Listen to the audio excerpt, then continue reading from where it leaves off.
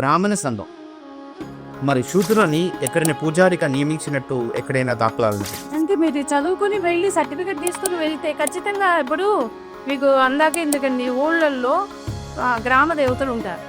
గ్రామ దేవతల్లో ఒక్కొక్క ఊరి ఆచారం ప్రకారం ఒక్కొక్క చోట రజకులు చేస్తారు పౌరోహిత్యం. మనం పాటించాలి అంటే ఈ సమయక్రమాన మనం చూస్తున్నప్పుడు ఇప్పుడు వచ్చే టెక్నాలజీ, మన సమయం మన లేకపోవడం, మన జీవిత శైలి మారడము, మన జీవితంలో ప్రతి ఒక్కటి టెక్నాలజీతో కూడిన పని, సమయం అన్నిటినీ మనం పాటించాలన్నా కూడా అది కుదరని పని. ఇప్పుడు మీరు మీ మాట నేను అడ్డం వస్తున్నా. ఇది వరకు ఇప్పుడు నేను చెప్పినవన్నీ కూడా ఇయర్స్ బ్యాక్ జరుగుతున్నాయి.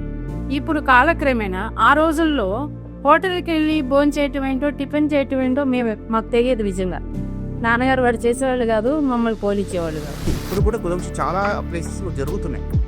మరి జరుగుతున్నాయి, దాన్ని ఎక్కువగా చూపించడం కొంతమందిలో ఆ కులవిష్ట కనబడుతుంది. ఎందుకంటే కొన్ని ప్లేసెస్లో బావిలో నీళ్లు తోడి చంపేసిన వాళ్ళు చాలా చరిత్ర అనుకోండి. ఇప్పుడు కూడా కొన్ని జరుగుతుంది, గుడిలో రానివ్వలేదని రీసెంట్ కూడా చూస్తున్నాం. కానీ అది చాలా మంది తగ్గినా కూడా ఇంకా కొనసాగుతుంది. ఈ కొనసాగడమే కాకుండా దాన్ని ఒక ఇష్యూగా క్రియేట్ చేసి జనాలు దాన్ని క్యాష్ చేసుకున్న పరిస్థితులు చాలా ఉన్నాయి. దాన్ని కూడా నేను ఒప్పుకుంటాను. నాలోని వాడు ఎవడు? ఆత్మ. ఆత్మ అంటే ఎవరు? దైవం. అంటే ప్రతివాడిలో దైవం ఉన్నాడు కదా.